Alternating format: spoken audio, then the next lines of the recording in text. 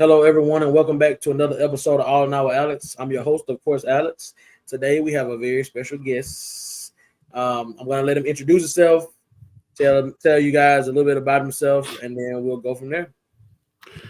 Hey, Alex, thank you for having me on. How are you today? I'm doing fine. How about yourself? Good, good. Thank you. Yeah, my name is Gane, and I was a stockbroker for many, many years, all during my career, about 34 years.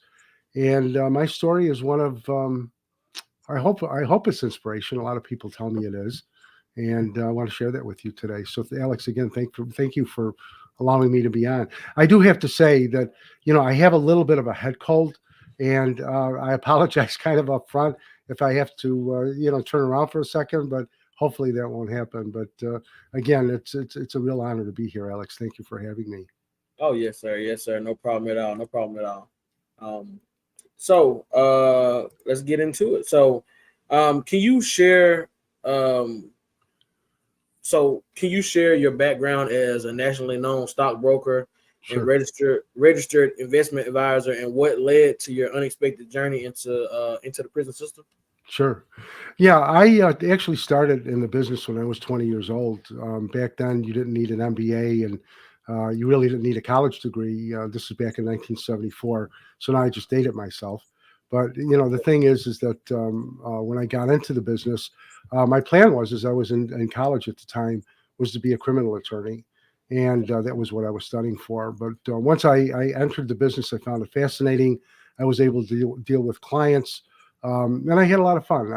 Was the type of person that enjoyed hearing stories from other people, and I was very passionate about what it was that I was offering them. And the biggest offer I always felt was having peace of mind, or giving them peace of mind that they knew that someone would watch over their accounts and do the right thing for them. I was it with a few different firms over the years. In the mid 1990s, actually the early 1990s, I had decided that I had so many clients at that point that why give them to another brokerage firm if I was going to leave. And I decided to form my own company, and I ended up having four offices on the East Coast of the United States. And I had 33 people that worked for me at the time of my situation with the government. But what happened is toward the end of my career, I was getting ready to semi-retire. We were raising money for a new company, and let me just explain that if I can. In 2003, the rules started changing in the investment world. There was a lot of problems that were going on with different mutual fund companies allowing some of the very, very, very large money managers who had billions of dollars under management. I don't want to say only, but I was the guy that had millions of dollars as opposed to billions. But what was happening, it was found that they were trading after hours. Now, Alex, the stock market is open now from 9:30 in the morning, and it's been like this for many years. 9:30 in the morning until 4 o'clock in the afternoon. As a registered investment advisor, as well as a stockbroker, what I did is I managed my clients' money for a fee. I was not charging them commissions. And what I did is I charged them actually 2% and per year. But I only charged them after the second year if I made them money. If I didn't make them money, I would continue to manage their money for free. So I was the guy that had literally skin in the game. I was a way really that was novel at the time. And even what I was doing as far as money management was novel at the time. Not a lot of people in Western New York, where my main office was doing anything like that. Actually, were all of my offices were. They really were not the folks in those vicinities had really never been exposed to someone who managed their money. And if they made money, I made money. If they didn't make money, and I shouldn't make money, and I didn't. Fortunately, I always made my clients money, even in the rough years in the early 2000s after the dot-com crash. Didn't make a lot, but it was certainly better than losing 40 and 50 and 60% that many of them had experienced. So for me, it was an opportunity to really deal with people on a one-to-one basis. And what I did is when I would watch the markets, I would make sure that my clients, or at least attempt to make sure that my clients' money was invested properly. And if the market showed weakness, I tried to take that money and put it into a money market account that would protect their capital. My whole theory then, as well it is now, because I do have a financial newsletter that I publish every week. My whole theory is to keep as much of the profits that you make as possible. Um, Unfortunately, what happens is too many people lose money when the market goes down. They give away their profit. And when the market comes back or roaring back, which we've seen over the last 2 years, you're really making up a loss. Well, with my theory has always been keep as much of the profit that you can. When we take a loss, we're looking at taking a small loss, and we would rather do that to take a loss as opposed to a large one. It's easier to make it up. But what had happened is once these rules and regulations started changing, where my business was involved in transferring money back and forth between the growth funds, as I mentioned, and the money market funds, which are cash. My average trades on a yearly basis were anywhere between 70 and 90 times a year. They're back and forth, back and forth. What was great was that there was no charges, there were no commissions, there was no fees from the funds to do that. So I could run my business really and totally help the client. In 2005, after the government or the Security and Exchange Commission had the opportunity to really review what had been going on with some of these different funds and some of these different money managers, most of the mutual funds at that point had limited our transactions to 10 to 15 transactions a year without a fee or a penalty. And it really cut and destroyed my business. I didn't know what to do. So one day I had a place up in Maine. I'm from Buffalo, but I had a place in Maine that I would go to every summer. And I was walking along the beach in August of 2005, and I happened to notice a house that had been for sale a few years prior. I had looked at, and it was for sale again. So as I was walking along, I'm thinking, gee, that house is probably worth more now than it was when I looked at it, because waterfront property never loses its value. And as I continued to walk along, I thought, I wonder if there's any real estate investment trusts that I could transfer my clients' money, at least give them that option to transfer their money into, because I couldn't manage their money any longer. So, I was contemplating how was I going to, deal with my employees. As I say, I had, a couple dozen of them, and I really didn't want to lay them off, but that looked pretty obvious at the time and very likely. But as I walked along, I started thinking, well, let me see what is available. And when I went back to the house, I checked later that day. And surprisingly, there were no funds that are real estate trusts that were dealing in only waterfront property. So when I came back to my office in Buffalo a few weeks later, I talked to some of my folks there. I talked to a few investment bankers, and we decided to go forward with a company that would be specifically geared toward waterfront property. And as we were putting the company together, in order for me not to let my employees go, we decided to raise some money for our existing company for operating expenses. Unfortunately, what had happened, and this was my fault, a couple of my brokers decided to get creative when they spoke with their investors and started lying and misleading them. And when they got caught a few years later, they said, well, that Mr. Gane instructed me to do that. Well, that was ridiculous. I would never do such a thing. And actually, Alex, if I can just say that in the investment business, it's very rare for a financial advisor not to have a complaint. Sometimes it just happens a client doesn't like something, and they just decide I want out or whatever, so they'll file a complaint. I never had one. And the amazing thing is that for 30 some years, 34 years, I had a clean record. So when I would call up a client and tell them about an investment, they had a very high degree of trust in my judgment, because again, I had made them money, and really, I would say at least 90% of those clients, I had a personal relationship with. Matter of fact, even clients that had gone through all of their money over the years would come back to my office or call me up and say, Mr. Gane, I'm having a problem with furniture. I'm having a problem filling this paperwork out. Do you mind very much helping me with it? And of course I did. And so that was kind of the relationship that I had. But anyway, in 2008, the government came into my office, served us a search warrant, and took our computers and our paperwork and documents. I was completely stunned because I really had no idea what was going on. The next day, they did not padlock our door. They didn't, arrest anybody. The next day, when everybody came back into the office, I told all of the employees, I said, obviously we're under investigation. I said, we're going to be questioned. I said, whatever you do, tell the truth because we've got nothing to hide. At that point, I wasn't even aware of what they were looking for. Um, Unfortunately, I found out about a month later that there were things going on that I didn't know. But I do want to say here, Alex, that, you know, I was the captain of the ship. And when the ship runs aground, it's not the sailor that gets in trouble, it's the captain, and rightly so. And I was responsible. That I didn't know was probably my fault. I delegated too much, and this is one of the things I also do business consulting, and I tell my business owners some of these stories because it helps them. I pass that information on to them to help them. But that kind of is a nutshell as to what happened, and that's where the adventure started, if I want to call it that, in May of Yeah. 2008. Yeah, so I mean that's quite a story. Being it like you said, I mean, being the captain of the ship, it's gonna follow you. People are gonna look for you for answers. They're gonna look for you to solve problems. They're gonna look for you when there's Hmm. trouble. So when this ship is sinking, they're looking for the captain. Hey, captain, Right, what do we do? Or they're gonna say, hey, it's the captain's fault. He was driving, and right. we hit that iceberg, and that's why the Titanic is sinking. That's right. Uh, That's right. so Even yeah, though there were people in, yeah, I was going to say, even though there were people in charge on the Titanic, the captain was responsible, and that's the way it should be.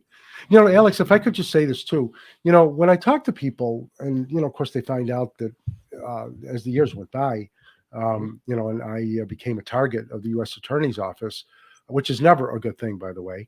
When that happened, I ended up getting a couple of polygraph tests. I passed them both. One was a voice stress analysis. The other one was a wired up one, the traditional one, and I passed both of them. But the thing is that when the government came after me, and they of course they ran to the paper, or the paper ran to them to get the stories. My reputation up until that point was excellent in my community. I had a high degree of trust from a lot of the business in the business community in Buffalo, and really in the other offices as well. But the thing that bothered me is the government made me look like I was a thief and that I had lied to old people, that had, kind of got spun that I was scamming the elderly, I think is what they had said. And that was just not the case. If they would have said, look, Gane, you're responsible, for what happened, guilty.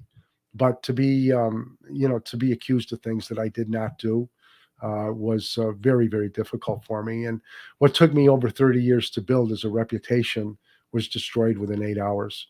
It was pretty tough to go through. yeah, I can only imagine. I can only imagine. So so how did you cope with that experience? Like, and like, what lessons did you learn from that? Yeah, I learned a lot of them, and really, if people look on my website or my some of my social media, LinkedIn, and so on, I always tell people I'm the guy who's been there and done that. And I know that sounds kind of acute, but it is true because when I do coaching as well. I'm a performance coach, and when I talk to folks, I tell them that it's easy to just go ahead and drift in life, but it's the adversity that you face in life that really makes you or breaks you. A lot of people will just give up. I seen that in prison. We'll talk about that in a minute, but I seen that in prison, especially with the white collar guys. They just gave up. They were not the same anymore. And I met people who at one time were very dynamic, were completely broken men. But how I was able to handle it was really the strength that I had in my faith in God. I was a Christian prior to all of this happening. My strength or my faith became much, much stronger while I was in prison. And unlike the urban legend that when people go to prison, they find Jesus and they get tattoos. It does happen, but not quite as often as everybody thinks. So for me, it was very, very difficult. The hardest part was, and who I think it was the most difficult for, were my family. My children. I have a son who is a movie actor, and he also has a casting company. He has the same name that I do, and a father always wants to pass down the one most precious thing that he can pass down, and that is his good name. And my name really was, as I said before, not in good shape at this point. My son Guy suffered. He lost jobs because of it. The production manager or producers and directors stopped wanting to work with him because of the name association. The government did, to try and get me to roll over. The government did go after my children, who had absolutely nothing to do with decisions at all, but it was a way for the government to get to me. And they charged two, not charged, but they accused two of my children. I'm not even sure if the word accuse is the right word, actually, Alex, because they were never accused of anything. They were just involved. They weren't involved, but the government said that they were, so that they became. But it was very difficult for my family. I was married at the time. My wife ended up having a nervous breakdown after I was in prison, and it was very, very difficult time for everybody. And the other thing, Alex, that really bothered me is all of those clients that I had, and I had well over 1,000. They had I know they did. It's not that they had a question. They did question. Golly, I thought I knew Mr. Gane better than that, because the only version that anybody was able to find out was what the newspapers locally were printing in Buffalo, and they were getting all of their information from the government. And people have asked me, well, are you mad at the government? Why did they do that? No, I'm not mad at the government. For what was going on with our firm, I don't blame them at all for looking at what we did and what was going on there. Where my problem lies is the fact that they pointed the finger to me, and even though I vehemently defended myself and said this didn't happen, I didn't do this. Once they had a narrative, they stuck with it. So I ended up pleading some years later, after I found out really that when you go to trial and lose, which is what I wanted to do, is go to trial, because I was not going to plead to something I didn't do. When I found out what happens when you go to trial and you lose, I thought, you know what, I better take a different road here. The government did indict me with 51 counts, and I thought 50. As I read the indictments, I didn't know where these things were coming from. Well, I came to find out from another criminal attorney that I spoke with that the more accounts you have in an indictment, the weaker, if that's the word, the case is not as strong. And if you go to trial and you lose on just one of the counts, it's the same as if you lost on all of them. They can throw the book at you. And traditionally, when you lose a trial, your sentence is generally maybe 2 times, 3 times more than what you would have gotten if you would have pled. The government did offer a plea deal, pardon me, early on in the investigation, and I just wouldn't do it. I said, I'm not going to plead to something I didn't do. At the time, they were looking at 5 to 7 years, and I thought, 5 to 7 years, but I can't imagine. No, I'm not going to do that. Looking back on it, I wish I would have. That would have been a lot shorter time. I ended up pleading, as I said, and when I was sentenced, the judge said to me that I wouldn't sign a confession of judgment. Now, let me just explain, if I can, that, Alex, because a confession of judgment would mean that I said people lost money. These investors did lose money, a lot of money, and they shouldn't have. And I'll tell you that in a second. But what had happened is the confession of judgment, which I was always very willing to sign, on the condition that they let my children go, who had nothing to do with anything.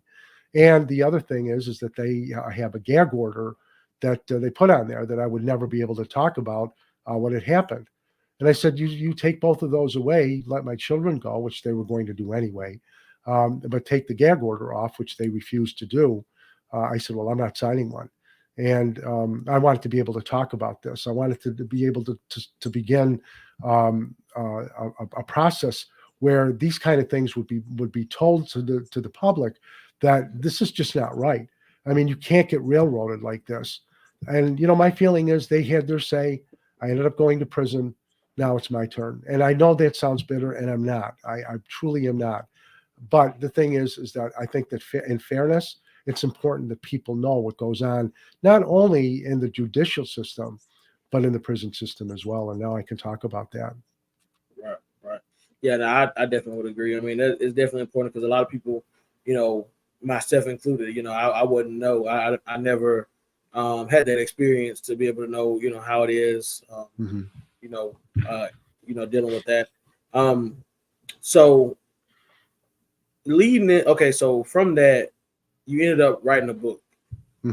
called Unchained and Unbroken: Life Lessons and Strength Training from a Jailhouse Gym Rat. Right. And it kind of draws from your time in prison. Can you share some of the life lessons and strength building principles that Sure. you gained during that challenging period? Absolutely.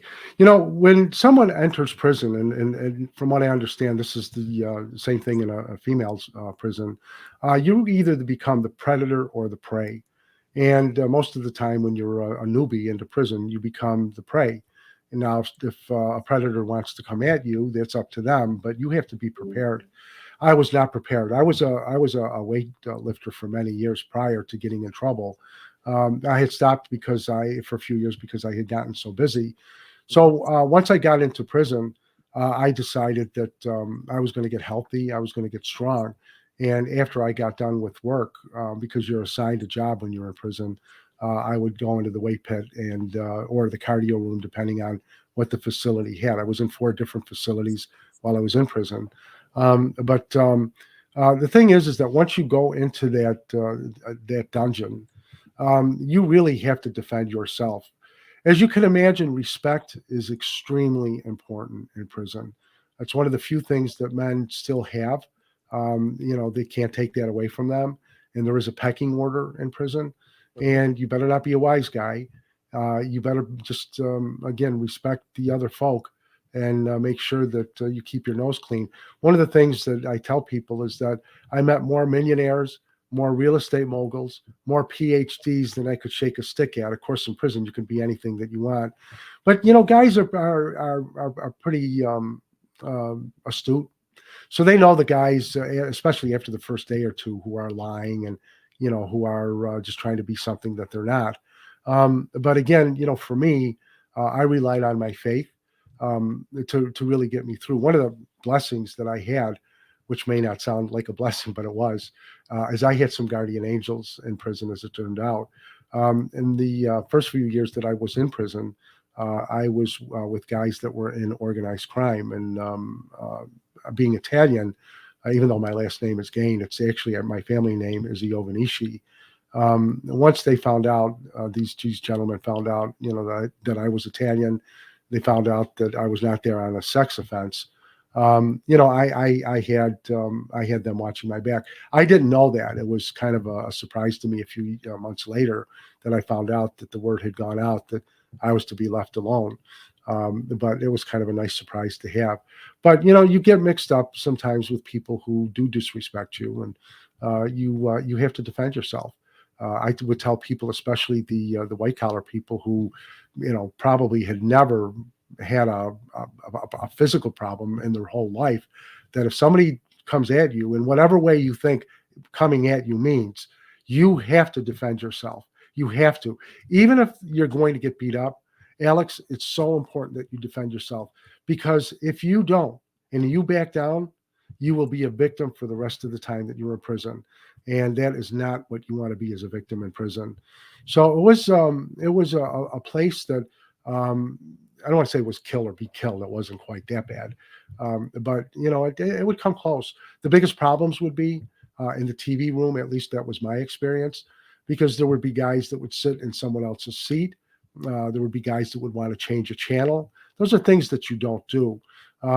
Prison seats are kind of handed down the longer you've been in prison. And if you have respect from the other inmates, if you have credibility with the other inmates, you'll have a seat there where you want. But it does take time to build all of that up. Um, if I could share a story, I've mentioned this to a few people, but if I could share a story that had happened, um, a couple of days after I had gotten into prison, I was calling up my wife, and it was 11 o'clock at night. And let me do say here that the telephones, at least in the federal system, are open from 6 in the morning until 11:30 at night. Now, when you're done with a phone call, which can last anywhere from 10 to 15 minutes, usually is the limit. Once you're done with that call, you cannot make another call until an hour later. Well, this one particular night, of course, I'm brand new, and I noticed next to me a phone is hanging off the receiver. So I picked it up and, as a gentleman, and, hung it up. Unfortunately, what happened is a guy came over and, he was not too happy. He wanted to know, and I can let the listeners and the viewers kind of decide what he would say to me. But he wanted to know who hung up that phone. And I said, I did. Well, he was going out of his mind. What had happened, I came to find out, is that a lot of guys will just put the phone down, run back to their cell or their cube, and get paper and a pen if they need to, and come rushing back. Unfortunately, with me hanging up on this guy, remember they can't call again for another hour, and the phones are closed off at 11:30. So now this poor guy cannot talk to who he needs to talk to until the next day, and he was not happy. I really was scared. Again, all the prison stories that we all hear, and I thought, I'm dead. I'm dead. So I went back to my cubicle, and I thought, I don't know what I'm going to do. But at this point, it was about quarter after 11. It was a Saturday night, and I went into the TV room where he was, and I walked in because I at least wanted to talk to him. And there was about 60 or 70 guys in the TV room. And now I'm not only apologizing to this guy, but I'm doing this in front of everybody. And it really is a testament to how God had my back, how this worked out. This guy was still livid, full head of steam, and basically told me what he thought of me and what I should do. And again, I go back and I'm really scared something's going to happen during the night.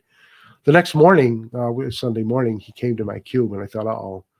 He said, "Look, I'm really sorry." He says, "You're brand new, and I shouldn't have done that to you." And he shook my hand, and I thought, "Wow, this is thank you, Lord." Well, then a couple of days later, I went back into the TV room, and I seen this young man sitting there, and I said, "Do you mind very much if I sit here next to you?" He said, "No, no, it's fine." He said, "You're Gino, right?" I said, "Yeah, that was my name in prison, my nickname." And he said, "You have a lot of respect in here." I said, "What do you mean?" I just got here. He said, "The other night when you came in," he said, "and you apologized to Midnight," was this guy's nickname. He said, "All of us jumped on him after you left. And we told him, here's a brand new guy that knows nothing more than what had happened. And he came in and apologized in front of all of us." He said, "And you disrespected that man terribly. That was the reason that this gentleman came the next day." And, we didn't become best of friends, but we certainly, would say hello and we're fine with one another. Um, and it just goes to show that if you man up, which is very, very important in prison, and I talk about that in Unchained, to man up. And I talk about in the book about getting healthy, how to go about doing that. Once I started working out again, I put into practice everything that I had taught other people how to weightlift. And I decided that I would write a book that would talk about diet, would talk about supplements, would talk about weightlifting for the person who is absolutely brand new, has never lifted a weight, all the way up to a person who is well trained and knows what to do, and with different exercises and different supplements to take, and so on, how to watch your diet, how important protein is to the diet, and so on. But I also spoke about some of the things that went on in prison. Nothing bad. There was no blood and guts that I put in there, although certainly, as you can imagine, that was pretty common. But I didn't want to talk about that kind of stuff. But I really wanted to share how it affected my family, and really what it did to me as far as the type of person I ended up becoming. Prior, Alex, to me going to prison, I was a pretty big guy back in the day. Even though I had been weightlifting for years, I let myself go, and I gained a lot of weight. I was almost 300 pounds back then. And if you were to look at a picture of me then, as opposed to who I look like now, even my family didn't recognize me. And I'm not kidding. I just showed somebody the other day a picture from before, and I asked them, I said, "Who? Do you know who that is?" And they looked at it, and they knew me very well. So, "Oh, no, who is that?" I said, "It's me." They couldn't believe it. But anyway, the thing is that with that book, it was more about me and about prison and how to get healthy. The other book that I wrote, because I did write two books in prison, the other book that I wrote is called Chrysalis: Awakening to God's Path, Protection, and Power in Your Life. And that particular book is not about me. This was an inspired book. When I say inspired, I honestly did not write the majority of that book. That was things that I want to say were put on my heart to write. And when I looked back as I was done writing, especially after a few days, I would think, wow, this looks really good. I should do some of these things. But, really that those were the things that I tried to do to pass the time. And in the meantime, worked on who I was as a person. Right, right. Okay. So, so with that, okay, with you being like a performance coach, Hmm. what approach do you take when mentoring your clients to help them achieve their highest expectations? Right. The approach that I take, I know this sounds arrogant, and honestly, Alex, I don't mean it this way. I'm really, I really discern who I'm going to bring on as a client because the person's really going to have to work. If they're, I only take 12 people a year. I only work with 12 people a year in any year. And if they're going to work with me, they're going to have to start with the basics. One of the most difficult things is to break a person down into really what it is that you want in life. If I were to ask 5 people, what are your goals in life? It's funny because people look up and they think, I want to make more money and gee, I want a nice house or whatever the case is. But people, by and large, really don't have a specific goal. They have a few of them that they'd like to accomplish. And you can imagine that money is probably number one. At least that's what I find. People equate sometimes success with money. Success is not money. I promise you it's not. Success is having someone love you. Success is when you put your head down on a pillow at night, then you know someone out there loves you and thinks about you. But we need money to revolve in our lives. So I think it's important that we keep that in context. But when I speak with people, when I interview someone before I take them on as a client, what I do is I try to find out again what it is kind of that they're looking for. If they know exactly, that's awesome. We can get to work right away. But what I do is try to find out what they want to accomplish. And I've had people that I've spoken with that are in their 20s, and I've had the people that I've spoken to that are in their 70s. People think, well, I'm too old, or maybe I'm too young to get a coach. That's not true. The only time you should stop learning and really striving is when we close our eyes for the last time. And so when I talk with people, I try to build, not try, I build a strong foundation for them. I help them to do that on their own. I help them to discover what it is inside of them that makes them who they are and build on that success. Because every person that I've ever spoken with, whether it's been in prison, whether it's been as a coach or a client, it doesn't matter. They are already successful. They just have to find it within themselves to let that successful, sweet, loving person come out. And that's what really I try to do with them.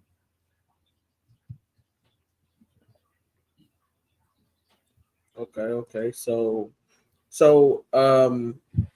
do you have any particular success story or transformations that you witnessed in your clients that you coach that just one that just pops to your mind that was maybe the most influential to you? Yeah, yes, I do. I spoke with a gentleman, this was a few years ago, that was really having a lot of problems just getting their head together. They had been through a divorce and they really were lost. I mean, they had lost the custody of their child. He was a mess. The guy was an insurance salesman, actually. And when I spoke with this gentleman, I asked him again what it is that is most important to him. And rightly, he said to me it was his son. But I asked him, "What do you want to achieve that you can, maybe get joint custody at least?" It was a pretty bitter divorce, and what we were able to do is really start working on who he was as a person. And it's not uncommon for people to start crying, because they start looking at themselves in a way that they really maybe had never thought of before. I am not a psychologist. I'm not a psychiatrist. I am in no way advocating that, people can share their stories and I can, do anything other than help them discover who they are and what they want to be in life. But this particular gentleman, what he was able to do is over a period of a year, he was able to transform himself into one of the top producers, I believe the top producer in his office. And I've worked with people that, that do that get to a point and say, you know what, I'm a lot better than I think that I am. I can do more things than I thought I could do. Um, I think one of the most important lessons that I try to teach is one that I had to learn, and I learned it in prison. And that is don't seek the approval of other people. As a broker, for all of the years that I was the type of person that needed a lot of love. I was called an approval addict, I think is a name that people use. And I remember when I was in prison, and I realized that I was embarrassed. I was totally embarrassed to myself. I mean, I didn't even want to admit that to myself. But for many, many years, I had been the type of person that needed people's love, their approval. Hey, what a great guy is! What a good, I was sickening. I had to realize where it came from, from when I was a kid. But the thing is that I was able to overcome that. But because I was able to take the steps to do that, I'm able to help other people to do the same. And when you're in sales, it's almost like you're feeding an addiction, because when you're in sales, the people that you're selling to have to like you. And as a broker, having that great reputation that I had, it really fed into that. And it was, probably like the chocoholic that, he doesn't want to eat chocolate, but when he sees a box at Valentine's Day, can't wait to finish the whole thing. So it's very difficult. And I think that's one of the most important things that, especially with salespeople, and those are the folks that I really, I think network with not network, excuse me, but, work with the best, because I understand what they go through. Being a broker, I also had insurance that I sold to my clients as well, if they needed it. So I'm very familiar with that type of financial business as well. But, it really is discovering, in yourself, what is it that you're looking to do? But this particular individual went to be, as I said, the top salesman in his company. And I was so proud of him that he was able to do that. Because if he would have looked at, I should have videotaped it actually, from the time that he started with me until the time that, we said goodbye, and we still keep in touch. But it was just an amazing transformation. And that really does happen with most of the folks that I talk to. I do lose a few, as the year goes through, because it's pretty tough stuff. Again, I'm there for the red meat, and I make them know that they're there for the red meat. If they're not willing to make that commitment to themselves, and I'm not talking about excluding your family or taking time away from what you like to do, or taking time away from your family, that's not success. When you talk to people and say, well, why are you working so hard? Well, it's to help my family. Well, if you're never around, and your kids are playing baseball and you're never at a game, let alone a practice, what are you doing for your family? They want you there. Of course, they want to be comfortable financially, and that's really what I'm able to impart when I talk with people, as to how to do both, how to have that balance, which we all need to have in our lives. So, but this particular individual, I was so proud to see what he had done, because he really made the full commitment that I am going to work on myself. And you know what? When a person, Alex, is totally committed, when they can have tears in their eyes and say, I have to do something. I'm not equating, anyone to an alcoholic, but, an alcoholic will do that. They'll say, I can't do this anymore. Or a drug addict, I can't do this anymore. I have to change. When you have that kind of commitment, and with me as a coach, they're coaching you, as if you can think of an athletic coach that's always helping you and encouraging you to make you strive more than what you think you could do. That's really what I try to do with my clients. Okay. Yeah. I mean, that's all you really can do. It has to be like you said, you have to get them to buy in, get them to want to commit to the change before the change Right, can actually happen. right, Uh, right.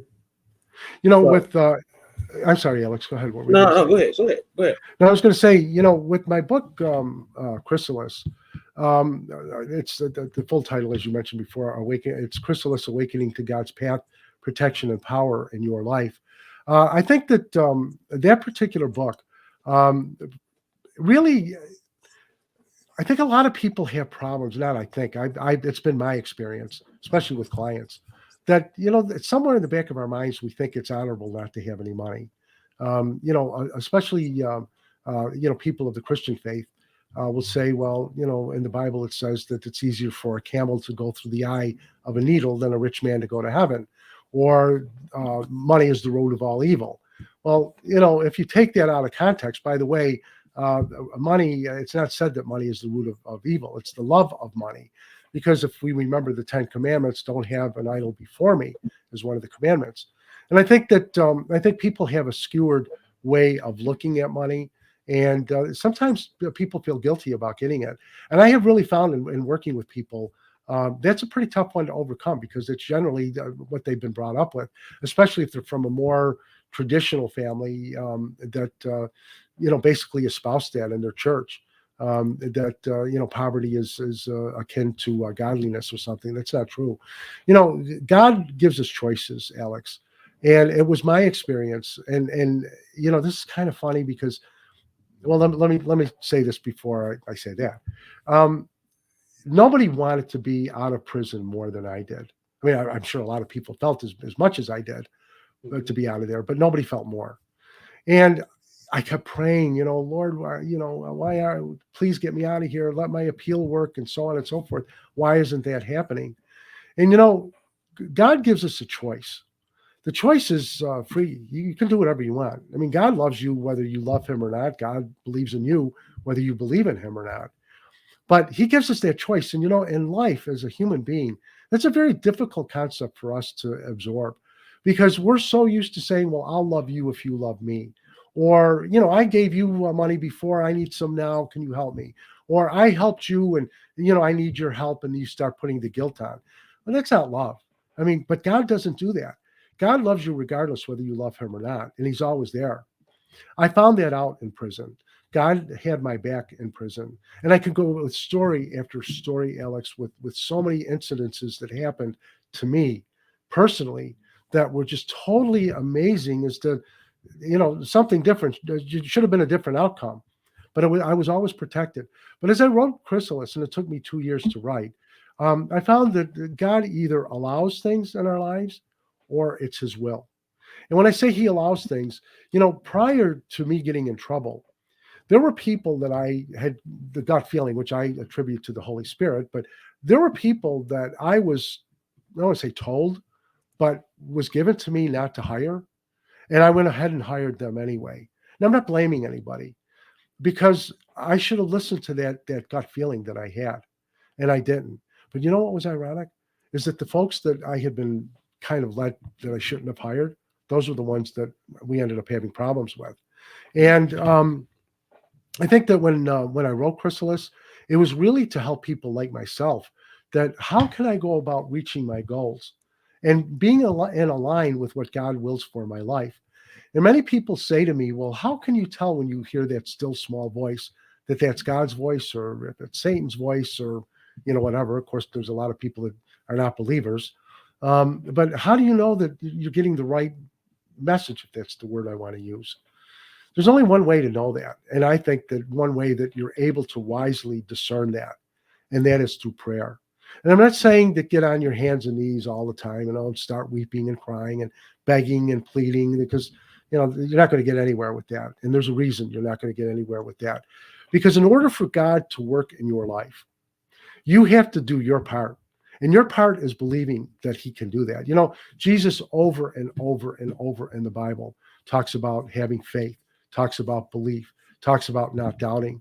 I use the example, there's a lot of examples that I use, but, when a leper went to Jesus and said, Lord, please heal me, what do you think would have happened if Jesus would have said, we're really not having a lot of good luck right now in healing lepers? What do you think that leper would have been healed? No.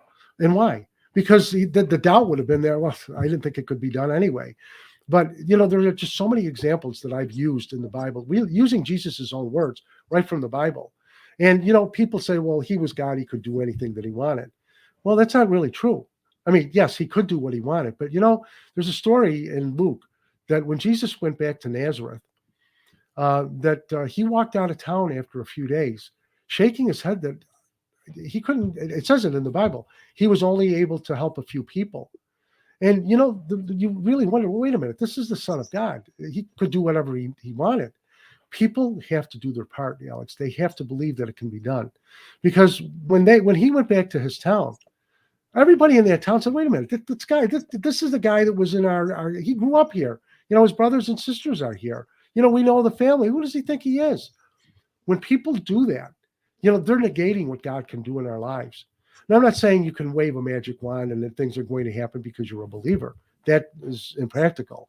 But the thing is that if you keep a prayerful attitude, and I'm talking about, just having a conversation as you would with your dad or your mom, talk to God like that. That's prayer.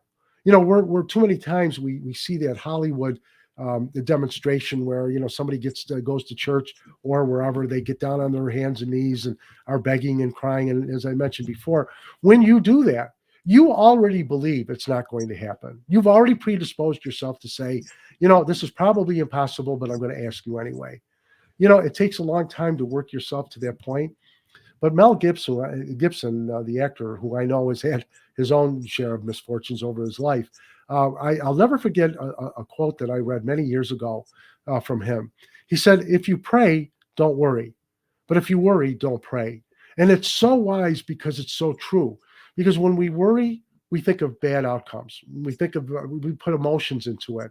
And Alex, when the government came in, I kept thinking, when they find out the truth, I'm going to be fine, and the truth will set me free, and all of these things.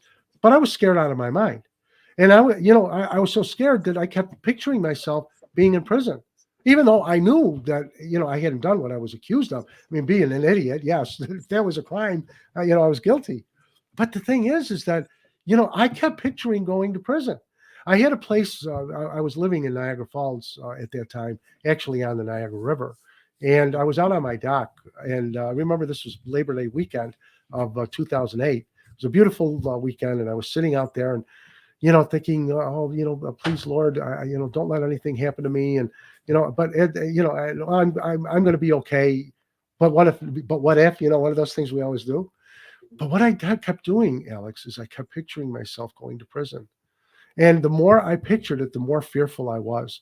And when you put fear into the equation, you become emotional. And emotions and feelings are what makes things in your life come about. When people say, well, that really doesn't work. Well, you know what? Think about this. Why is it that the things that we don't want always show up in our lives? And the things that we want rarely show up in our life? Because most of us put more energy and thought and visualization into what we don't want, and we picture what it's going to be, what life is going to be like when we don't have what it is that we're looking for, because we put that emotion there. We picture it, and we picture it constantly. But keep your eye on the ball. And if there was one message that I could leave tonight with folks, is that know that God is going to do what is best in your life if you turn your life to Him. I'm not here to evangelize. I can only tell you what my experiences were, but I can tell you I've seen both sides, and I know that when someone prays, however it is that they have that connection to God, and the more that you do this, the more you're able to discern, is what I'm hearing the right thing to do, or am I not really comfortable? And Alex, that's one other thing that I do want to mention, is that when you have a feeling, and everybody, whether you're a believer or not, everybody has this. If you are ready to do something, but you get a feeling you shouldn't do it, how many times, not how many of us do it, everybody does, but how many times we do that? We say, gee, maybe I shouldn't do this, and we go ahead and do it anyway. What usually happens is we discover it was the wrong thing to do. So when you have a feeling not to do something, don't do it. That's your soul talking to you. And when you have a feeling that maybe I should go ahead and do this, but the fact is that you keep saying, no, I really don't want to. That's your soul telling you to go ahead and do it. That's God, prompting you to go ahead. And you're not going to get that, tonight or tomorrow, where somebody has listened to this podcast and said, oh, you know what, I'm going to start doing that. It's a process. It doesn't take long. I mean, within a week or two, I think if you really are serious, that you can start to discern and know if this is God's plan for your life. And being on both sides of that equation, Alex, doing what really, I was the guy that got, if I had a goal, I met that goal. If I needed to make X amount of dollars in a month, I did it. If I needed to do something, I did it because I was goal oriented. But what I came to find out is that, again, as I mentioned earlier, God either allows things in our lives or it's His will. And you know what? It's a whole lot better working in God's will than Him allowing, because He allowed me to go off the tracks. But He also used me to be able to spread this kind of message and let people know that you can do anything. You can do anything as long as it's aligned with God's will. Yeah, yeah. No, I definitely agree. I definitely agree. And I hope that viewers watching, they definitely learn a thing or two from, from your experiences and the things that you're saying because I totally agree. I mean, you have a choice. You know what I mean? You have to do your part, and at Right. the end of the day, that should be the new motto, the new slogan. Do your part. As long as you Absolutely. That's very, very true. as long as you do your part, you have your faith, then things that happen. I'm big as well on, basically like affirmations and things like you were talking about before. Hmm. I'm always big on even the people around me will tell you like, hey, I don't even want to hear people talk negative thoughts because if you're That's thinking right. negative and you're around me, then your negative thoughts are going to seep into my life, and then I don't need Oh, any yeah. negative in my life. Yeah. I want only positive thinking, positive thoughts, and positive people around me. So, Right. uh, so yeah, I'm Alex, definitely. if I could mention it, what you're saying, there's a scripture in the Bible that talks really about that. And if I could just mention this, there was a gentleman by the name of Jairus. Jairus was an elder. Actually, he was probably, they say he was the head of the temple.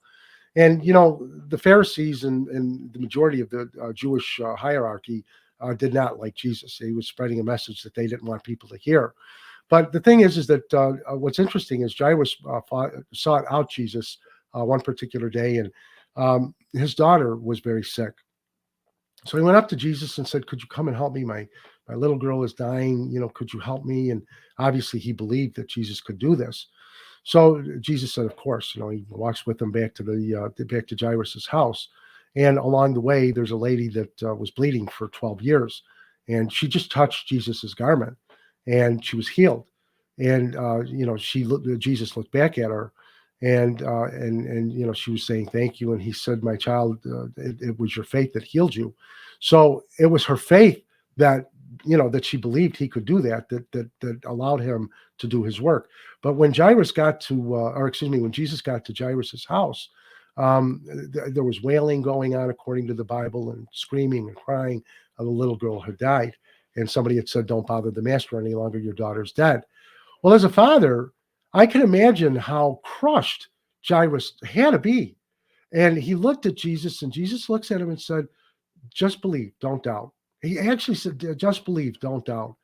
So he goes into the house. But, interestingly, as you just mentioned a minute ago about being around negative people, interestingly, Jesus only brings 3 people with him. Now, it's pretty safe to assume that the 12 apostles are with him, but he only brings Peter, James, and John in the house with him. And when you stop and think, well, why only those 3? Well, it's my contention that those were the 3 that totally believed that Jesus could do what he said he could do. The other ones still had a little bit, well, even though they had seen miracles and so on, they still weren't, they weren't at 100%. So Jesus goes to the little girl's room, and we know from the story that he says the words Talitha Kumi, which is arise, little girl, and she lives. And Jesus instructs the mother and father, Jairus's wife and him, to feed her, and she can be on her way. But the thing is, when we associate with negative people, and God knows I have in my life, oh, you can't do that. No, you can't. Yeah, who do you think you are? I mean, we all are with people like that. If you can, disassociate yourself from those type of people, because they will do nothing to help you in your life. I promise you, this is the same person that says you can't do that, it's impossible. Again, who do you think you are? You don't need that kind of negativity in your life. Be careful what you read. Be careful what you watch. Be careful, where you go, because negativity, and by the way, negativity is a very natural thing. And I write about this in Chrysalis. Our forefathers, our ancestors of 100,000 years ago or more, they were not positive thinking people. They couldn't be. You weren't sitting in your cave or in the tree, or in your hut, thinking everything was all peaches and cream. They seen the grass parting in a savanna. That wasn't probably the welcoming committee. It could be an animal coming to eat you, or someone else maybe coming to hurt you or your family. So there's example after example where our minds, our brains are wired to think negative. because you're not going to get all of these positive feelings again when your life depends on you being wary about everything. And being wary means you're thinking about the worst possible outcomes. Right. It's just it's wired into us. I have found that with prayer, you're able to slowly overcome that tendency to do that and realize that you can achieve what it is that you want in your life, so long again as you're doing the things that God asks us to do. God doesn't ask us to hang around with negative people. And if you have somebody like that, and again, I talk about this in the book, if you have friends, and it's very difficult. I have friends, had friends that were like that. I want to say they were nice people. They were just very negative. I Right. can't. At my stage in life, I can't allow that anymore. And look, I'm not going to say that if it gets too hot, somebody doesn't say, "Oh my God, it's too humid. I can't stand it." And believe me, being in prison, if I have a choice between being freezing cold, which I was, and I mean freezing cold, or being brutally hot, I'll take being brutally hot any day. But the thing is that there's going to be little complaints from here, here and there. But when you're with somebody that's constantly complaining, always looking at the negative side of life, keep your distance because they're hurting you. They are hurting you in more ways than you can Yep. possibly know. Yep. That's right. I agree. So, is there any, maybe last message or anything that you want to leave with the listeners before we get ready to get out of here? Yeah, a few things. First of all, again, I want to thank you for having me on tonight. One of the as a registered investment advisor, although I'm not a broker anymore, I do a weekly market update, and I allow people many times to just go on there for free. It is a paid subscription. It's $200 a year, but I really did that for the folks that don't have a financial advisor. They have a 401k, maybe at their place of employment, they have no idea what to do. I give you ideas on a weekly basis as to what to do, and in plain, easy English, explain what's going on with the markets and the economy. The other thing I do want to say is that along with that, now let me back up. Along with that, I did write a book, and I published that one last year. My third book. It's called Managed Money: An Avenue to Wealth. It's available on Amazon. And what I tell people when I do a podcast, for the first 10 listeners or viewers, if you'd like to get a copy of that book for free, you can email me and I will email you the book. It's guy@ganewisdom.com. That's guy@GANE wisdom.com. And there's no strings or anything like that. I'll just send you the book. But again, the final thought I would say is believe in yourself, believe in God. Know that God has your back no matter what. And be careful who you hang with. Be careful how you think. And just realize that with God, all things are possible. Yes, sir. I would definitely agree with that. So, I definitely appreciate you taking your time out of your busy day. I know you have a lot of things going on. I appreciate you taking out the time. Well, I Uh, appreciate you having me on. I really do. oh, yes, sir. Yes, sir. Yes, sir. I definitely appreciate it.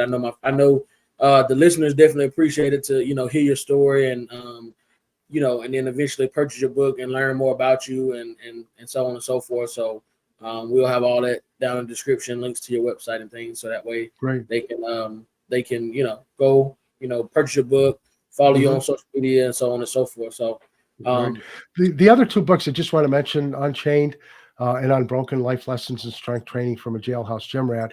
That's available on Amazon as well as Chrysalis being available on Amazon. But if they like, if somebody would just like to write to me, Chrysalis is $24.95 and Unchained and Unbroken is $19.95. And if you'd like to order that, they can email me as well, and I'll send them the book. Either way, whatever's easier for them. okay, perfect. So everyone, thanks for watching. You guys have just watched another episode of All in All with Alex, and we'll see you guys on the next episode. Peace. Thank you. God bless you all.